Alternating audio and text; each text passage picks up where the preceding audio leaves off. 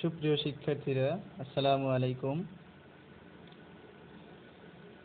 আজকে আমি আপনাদের দেখাবো উচ্চতর গণিতের স্থানাঙ্ক জ্যামিতির কিছু সমস্যা সম্পর্কে আলোচনা করব আপনাদের। তো আজকে আলোচ্য টপিক হচ্ছে,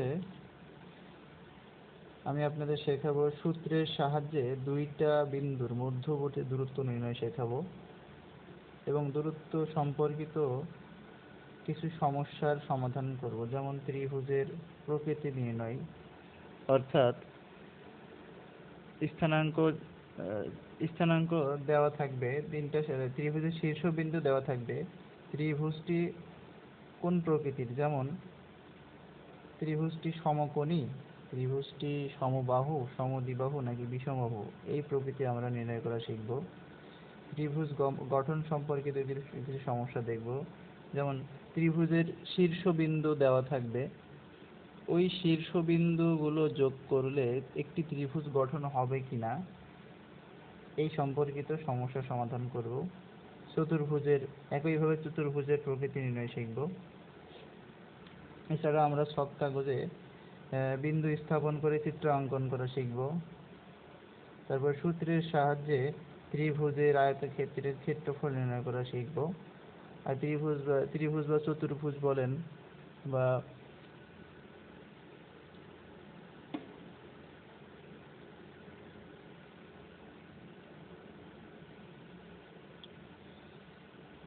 ত্রিভুজ, চতুর্ভুজ, বহুভুজ বা যে কোনো শেপের ক্ষেত্রফল নির্ণয় করা সম্ভব, তো বহুভুজের ক্ষেত্রফল নির্ণয় করা সম্ভব। এছাড়া আমরা শিখব শীর্ষবিন্দুর স্থানাঙ্কের সাহায্যে ক্ষেত্রফল নির্ণয়। আচ্ছা, দেখুন এই অধ্যায়ের কিছু সূত্র আছে, আমরা সেই সূত্রগুলো দেখি। 11.1 কিছু সূত্র আছে। এই সূত্রটা হচ্ছে এই সূত্রগুলো দেখেন আপনারা। এখানে দুইটা বিন্দু যদি দেওয়া থাকে, x1, y1 একটা বিন্দু ও x2, y1 আরেকটা বিন্দু, এই বিন্দুদের মধ্যবর্তী দূরত্ব নির্ণয়ের সূত্র হচ্ছে √x1 - x2 whole square plus y1 - y2 whole square. একই সাথে এরকম একাধিক বিন্দু, তিনটা বিন্দু যদি দেওয়া থাকে, সেই তিনটা বিন্দু দিয়ে ত্রিভুজ নির্ণয় করা সম্ভব হয়। আবার যদি চারটা বিন্দু দেওয়া থাকে, তাহলে সেই বিন্দু থেকে আমরা চতুর্ভুজ অঙ্কন করি। এখন সেই চতুর্ভুজের প্রকৃতি নির্ণয় করতে গেলে আমরা কিছু শর্তের মাধ্যমে বুঝতে পারবো। দেখেন, এখানে বর্গ হওয়ার শর্ত দেওয়া আছে, বর্গগুলো এবং বর্গ হওয়ার শর্ত হচ্ছে বাহুগুলো সমান হবে এবং কর্ণদ্বয়ও সমান হবে। একইভাবে আয়তক্ষেত্র হওয়ার শর্ত হচ্ছে বিপরীত বাহু সমান হবে, কর্ণদ্বয় সমান হবে। রম্বস হওয়ার শর্ত হচ্ছে বাহুগুলো সমান হবে কিন্তু কর্ণদ্বয় অসমান হবে। সামান্তরিক হওয়ার শর্ত হচ্ছে বিপরীত বাহুগুলো সমান হবে কিন্তু কর্ণদ্বয় অসমান হবে। চলুন আমরা কিছু সমস্যার সমাধান করি। দেখেন, এখানে দুইটা বিন্দু দেওয়া আছে, একটা বিন্দু দেওয়া আছে -3,7 ও আরেকটা বিন্দু দেওয়া আছে -7,3। আমরা এই দুইটা বিন্দুর মধ্যবর্তী দূরত্ব নির্ণয় করব। এখন প্রথমে আমরা বিন্দু দুইটার দুইটা নাম দেব। ধরি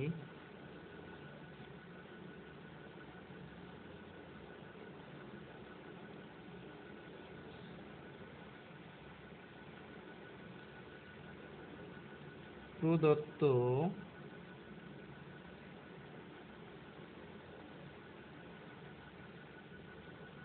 বিন্দুদ্বয়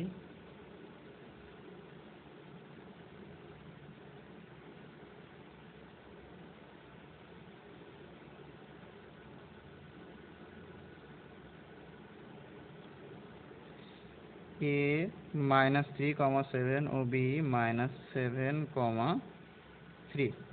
আচ্ছা, আমরা সরাসরি লিখতে পারি, অতএব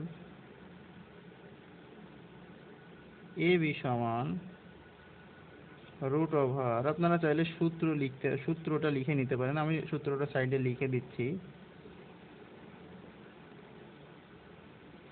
সূত্রটা হচ্ছে দূরত্ব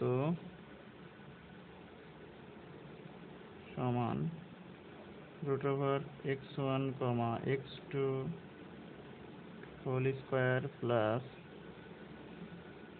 y1 comma y2 whole square।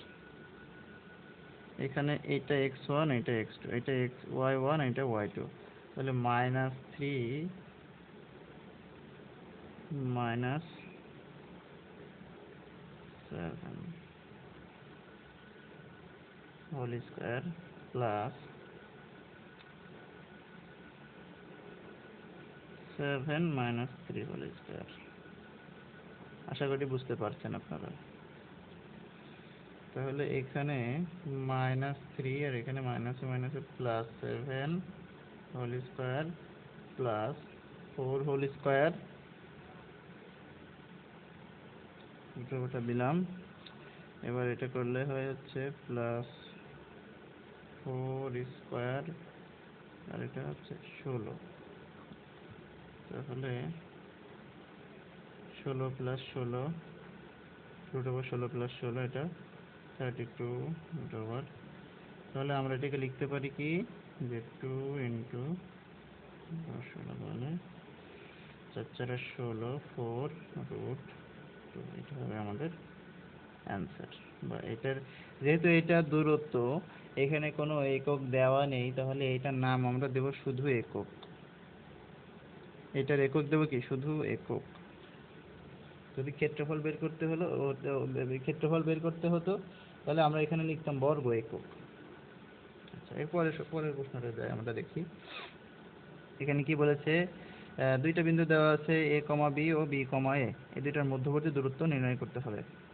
আবার আগের মতো ধরি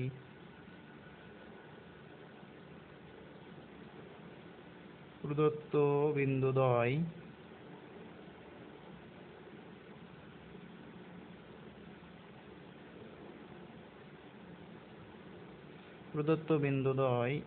a -3 7, এখানে ছিল হচ্ছে a, b, ছিল হচ্ছে a, b, b, b, a।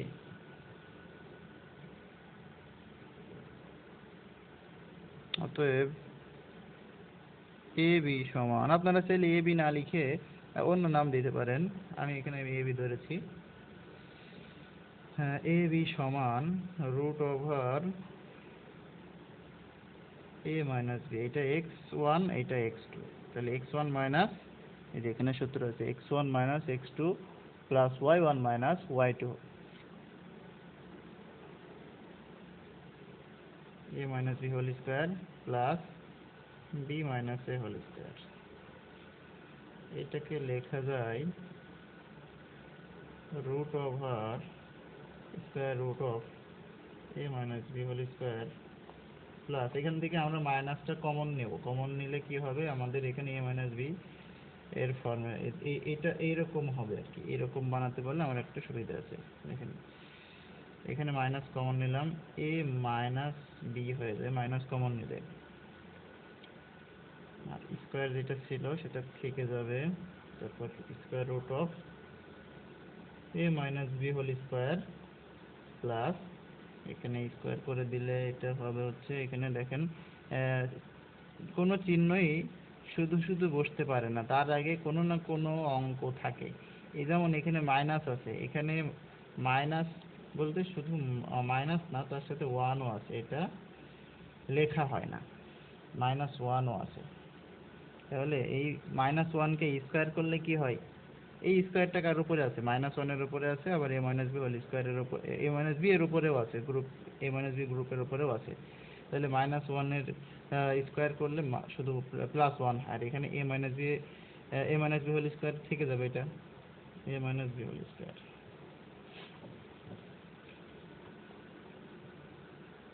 Equal, তাহলে এখানে A minus B whole square দুইটা পেয়েছি, তাহলে 2 A minus B whole square square root of 2 A minus B whole square equal, তাহলে এখানে এই স্কোয়ার রুটটা আমরা যদি অ্যাপ্লাই করি এটার উপরে, তাহলে এখানে হবে root over 2 A minus B, এটাই অ্যান্সার।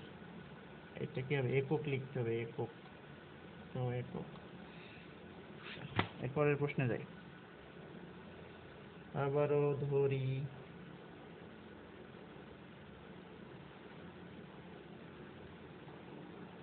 প্রদত্ত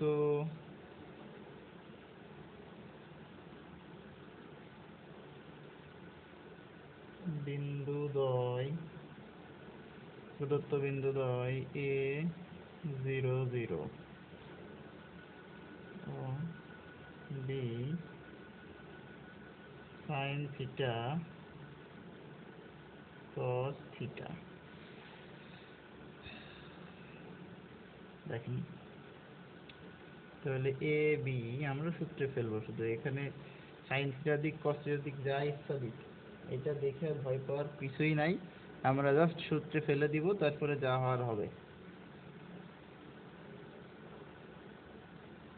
তাহলে এটা x1 আর এটা x2, তাহলে x1 মাইনাস x2, তাহলে 0 minus sine theta x1 minus x2 whole square plus y1 minus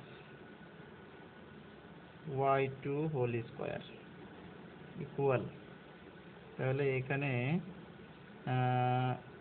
এইটা যে সাইন স্কয়ার থিটা হবে, এটা কানার ভাই অন্ধও জানে, প্লাস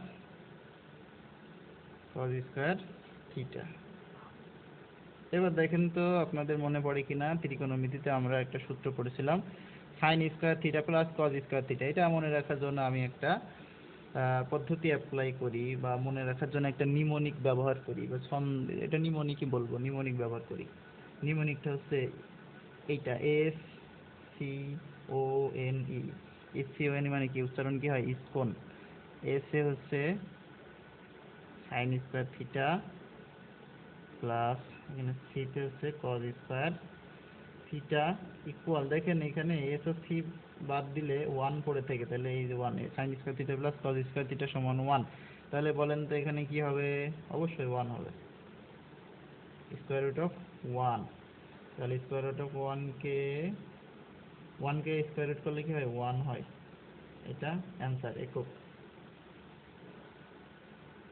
প্রশ্ন যত জটিল দেখা যায়, অ্যান্সার তত সহজ হয়।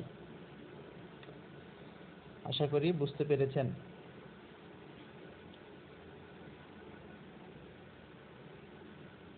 চলুন আমরা নতুন আর একটা বিষয় দেখি, যে ত্রিভুজের শীর্ষবিন্দুর সাহায্যে কিভাবে ক্ষেত্রফল নির্ণয় করতে হয়। মনে করুন একটা ত্রিভুজ দেওয়া আছে এবিসি, এবিসি এর শীর্ষবিন্দু দেওয়া আছে, শীর্ষত্রয় দেওয়া আছে, এ কম এ এ বিন্দু দেওয়া আছে x1, y1, বি দেওয়া আছে x2, y2, সি দেওয়া আছে x3, y3। যদি দেওয়া থাকে তাহলে এটার ক্ষেত্রফল কিভাবে নির্ণয় করতে হবে। এটার সূত্র হচ্ছে half into modulus of x1, x2, x3 এবং শেষে আবার x1 রিপিট হবে। একইভাবে নিচে হবে y1, y2, y3, লাস্টে কি হবে y1। দেখেন এইটা এখান থেকে কিভাবে ক্ষেত্রফলটা বের হবে, এটা আপনাদের কাছে হয়তো বা নতুন মনে হচ্ছে। বিষয়টা মোটেও জটিল না, একেবারেই সহজ। শুধু এইটুকু মনে রাখবেন যে প্রথমে যে x1, x2, x3, লাস্টে আবার x1 একবার হবে, আবার একইভাবে y1, y2, y3, লাস্টে y1 আবার হবে। এবার y হাফ ইন্টু এটা রেখে দিবেন, রেখে দিয়ে দেখেন প্রথমে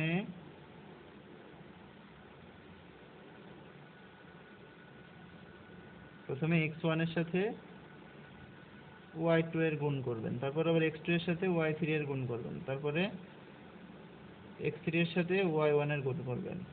যদি মনে না থাকে, মনে রাখার জন্য আমি একটা পদ্ধতি অ্যাপ্লাই করি। আপনারা আমাদের বেশিরভাগই বাংলাদেশের বেশিরভাগ মানুষই ডান হাতে।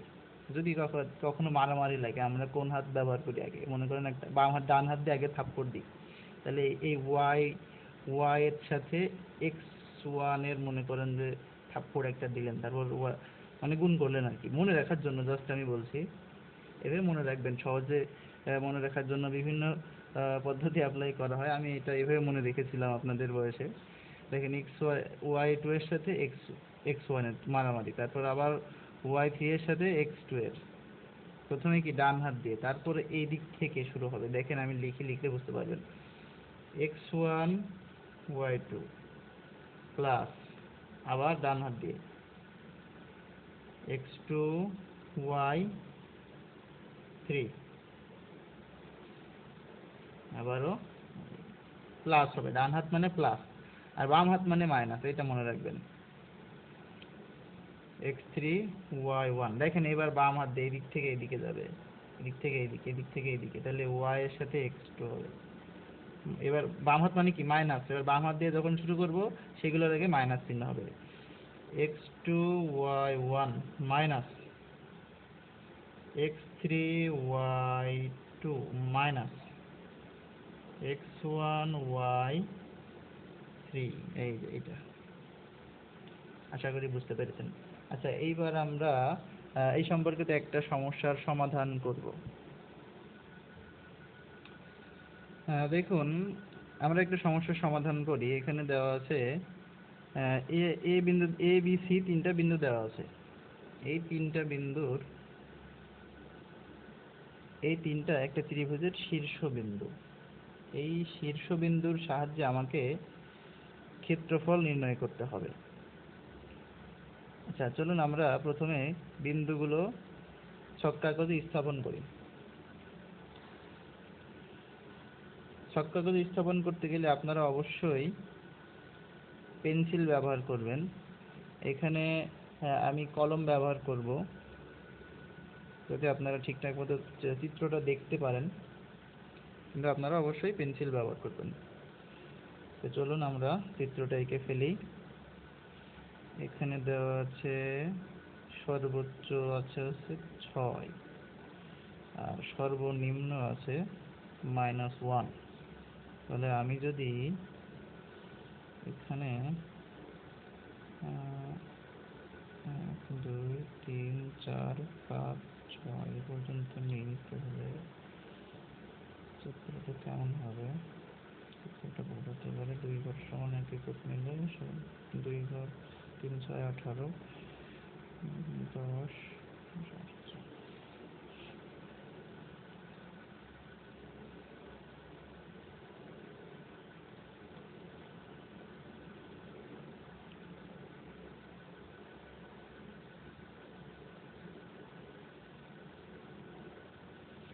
আচ্ছা, এখান থেকে যদি আমি চিত্রটা আঁকাই, তাহলে আমার মনে হয় চিত্র আঁকানো আমার জন্য সুবিধাজনক হবে।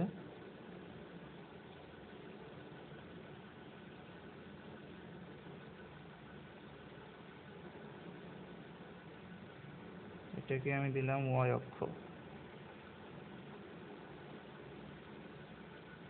এটা হলো আমার y অক্ষ।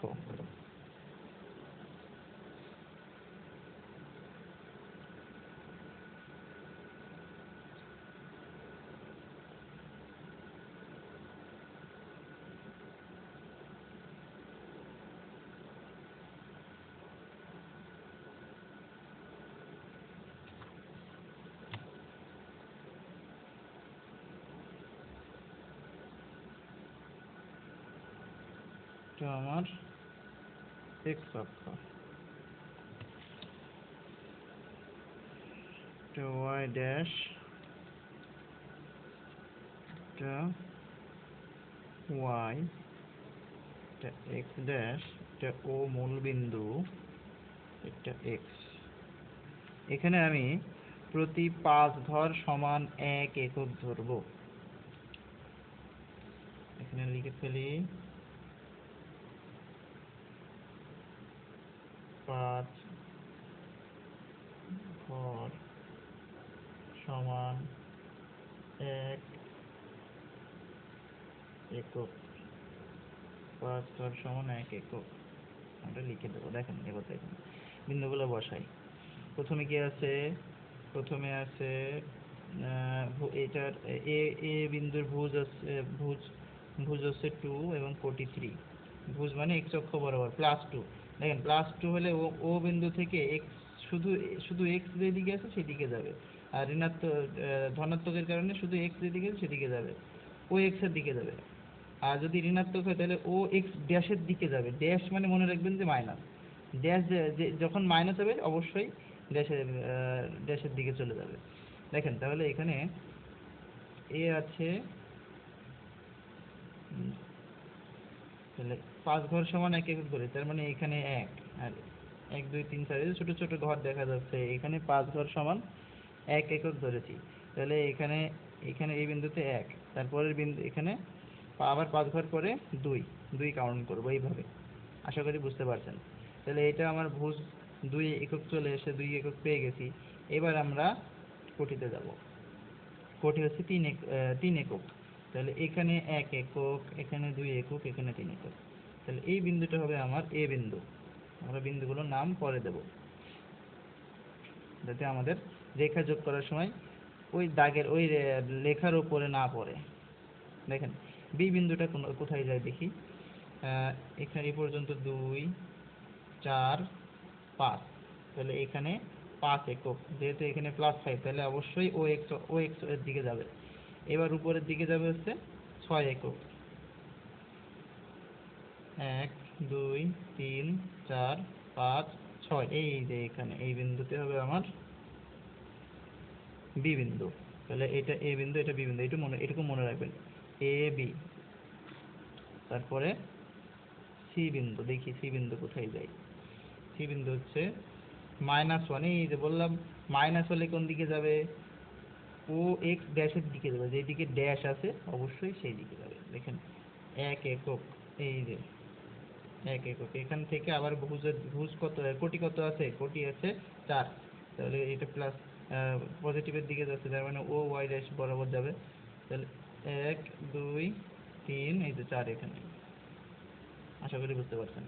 তাহলে এটা ছিল আমার এ বিন্দু। এ বিন্দু কত ছিল 2,3, বি বিন্দু কত ছিল 5,6, আর এটা সি বিন্দু। সি বিন্দু ছিল হচ্ছে -1,4। এইবার আমরা বিন্দুগুলো যোগ করে ফেলবো। এই যে বিন্দুগুলো যোগ করে ফেলছি, বিন্দুগুলো আমরা যোগ করছি। তারপর আমরা ক্ষেত্রফল নির্ণয় করব। দেখেন যখন শীর্ষবিন্দু দেওয়া থাকবে, শীর্ষবিন্দু ব্যবহার করে যখন আমরা ক্ষেত্রফল নির্ণয় করব, অবশ্যই ঘড়ির কাঁটার বিন্দুগুলোকে ঘড়ির কাঁটার বিপরীত দিকে, বিন্দুগুলোকে ঘড়ির কাঁটার বিপরীত দিকে চিন্তা করব।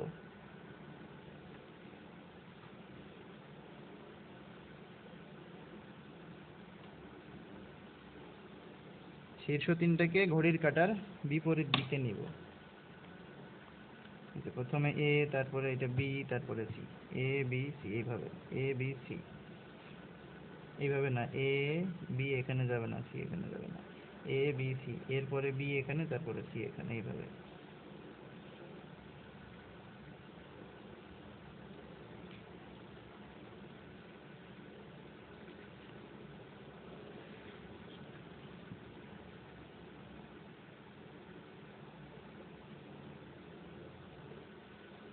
তাহলে আমরা এখন সমাধান করি, চিত্র আঁকিয়ে ফেলেছি।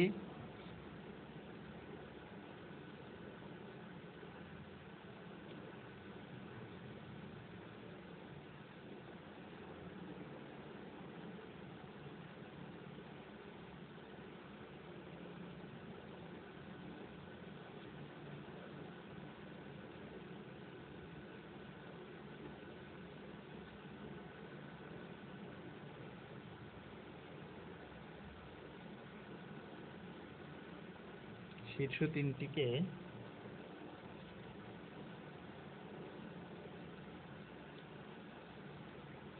ঘড়ির কাঁটার বিপরীত দিকে নেওয়া হবে, এটা লিখবেন।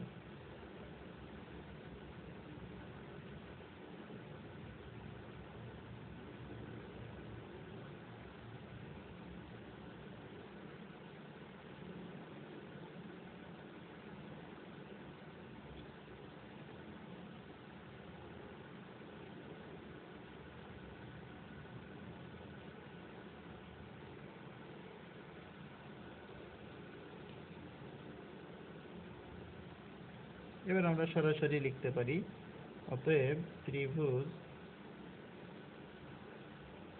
এ বি সি এর ক্ষেত্রফল সমান হাফ ইন্টু, দেখেন ঘড়ির কাঁটার বিপরীত দিকে নিয়েছি, তার মানে এটা x1, তার মানে তারপর এটা x2, আর এটা x3। বিপরীত দিকে নিলে কি হয়, ঘড়ির কাঁটা কোন দিকে ঘোরে, এই যে এদিক থেকে ঘড়ি, এখানে যদি আমি একটা ঘড়ি আঁকাই দিয়ে দেখলে বুঝতে পারবেন। এই যে ঘড়ি, এখানে ঘড়ির কাঁটার এটা হচ্ছে,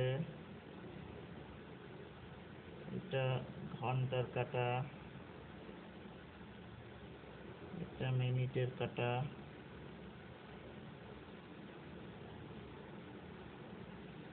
এটা সেকেন্ডের কাঁটা। দেখেন তো, একটু মনে করে দেখেন তো, এই ঘড়ির কাঁটা এই ডিরেকশনে চলে কিনা, এদিক থেকে এইদিকে আসে, কিন্তু আমার এ বি সি কোন দিকে, এ বি সি হচ্ছে এদিক থেকে এই দিকে, এরপরে এইদিকে বি, এই যে এখানে বিপরীত দিকে যাচ্ছে কিনা, ঘড়ির কাঁটার বিপরীত দিকে যাচ্ছে, তার মানে এইটা হচ্ছে x1, এটা x2, এটা x3। তার মানে এ যতগুলো বিন্দু দেওয়া আছে সবগুলোর প্রথম এ এর ভুজ হচ্ছে x1, বি এর ভুজ x2, সি এর ভুজ x3, এইভাবে। উল্টা উল্টা হলে কিন্তু হবে না। তাহলে x1 কি আছে 2, x3 5, সরি x2 5, x3 -1। আবার আমি এই বিন্দুতে ব্যাক আসবো, আবার x2 লিখতে হবে। তারপর দেখেন, এবার কোটি 3 6 4, আবারও 3। এইবার আমরা ওই যে সেই আগের পদ্ধতি, প্রথমে আমরা ডান হাত দিয়ে কি করব, ডান হাত দিয়ে ঘুষি মারবো, ডান হাত দিয়ে যে এটার সাথে এইটা, আপনারা দাগ দিবেন না, আমি দাগ দিয়ে ফেলেছি, আপনারা দাগ দিবেন না, এটার সাথে এটা, তারপর আবার এটার সাথে এটা। ডান হাত দিয়ে যখন আপনারা ডান হাত দিয়ে শুরু করে ডান দিক থেকে শুরু করবেন, তখন এটা কি হবে, এটা অবশ্যই ধনাত্মক হবে। তারপর যখন বাম দিক থেকে নিচ থেকে বাম দিক থেকে শুরু করে, নিচ থেকে ডান দিক থেকে শুরু করলে এটা ধনাত্মক, নিচ থেকে বাম দিক থেকে শুরু করলে সেটা ঋণাত্মক। এটা মনে রাখবেন, চিহ্ন আগে মাইনাস হবে বাম দিক থেকে শুরু করলে, আর ডান দিক থেকে শুরু করলে ধনাত্মক। এটা লিখতে পারি কি হাফ ইন্টু, আপনারা একটা সেকেন্ড ব্র্যাকেট দিবেন, সুবিধা আছে সেকেন্ড ব্র্যাকেট দিলে। এই যে মাইনাস আছে না, অনেক সময় আপনারা মাইনাসটা গুণ করতে বা মাইনাসটা নিতে ভুল করতে পারেন। দেখা যাচ্ছে -1 আছে, -1 না নিয়ে শুধু 1 নিয়ে বসে থাকলেন, তাহলে ভুল হবে। এই ভুলটা এড়ানোর জন্য আমি একটা, আর দরকার দুই লাইন বেশি করে লিখবেন। দেখেন এখানে 2 × 6 ব্র্যাকেট দিবেন এভাবে, তারপরে কি প্লাস, তারপরে 5 × 4 প্লাস, তারপরে -1 × 3।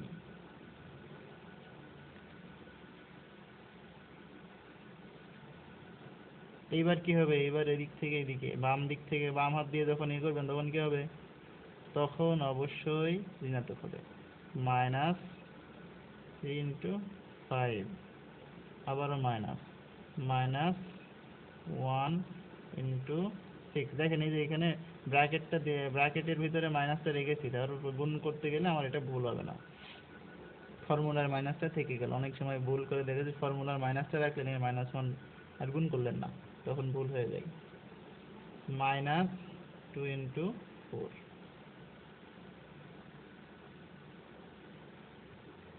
এবার আমরা এটা গুণ করে ফেলি, ক্যালকুলেট করে ফেলি। তাহলে 6 × 2 = 12 প্লাস, তারপর হচ্ছে 20, তো এখানে মাইনাস আছে, প্লাস মাইনাসে -3 হবে। তারপর এখানে -15, প্লাসে মাইনাসে মাইনাসে প্লাস, +6, আর এখানে -8। এবার আমরা একটু ক্যালকুলেশন করে ফেলবো, এটা কত হয় দেখি। তাহলে এখানে 12 আছে, এখানে আছে 20, আর এখানে +6, তাহলে 26,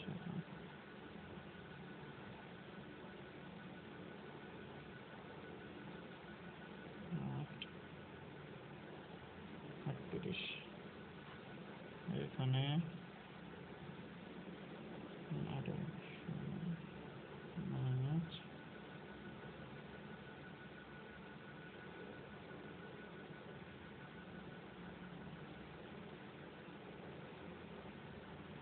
26 মাইনাস 26 বিয়োগ করলে কত হয়?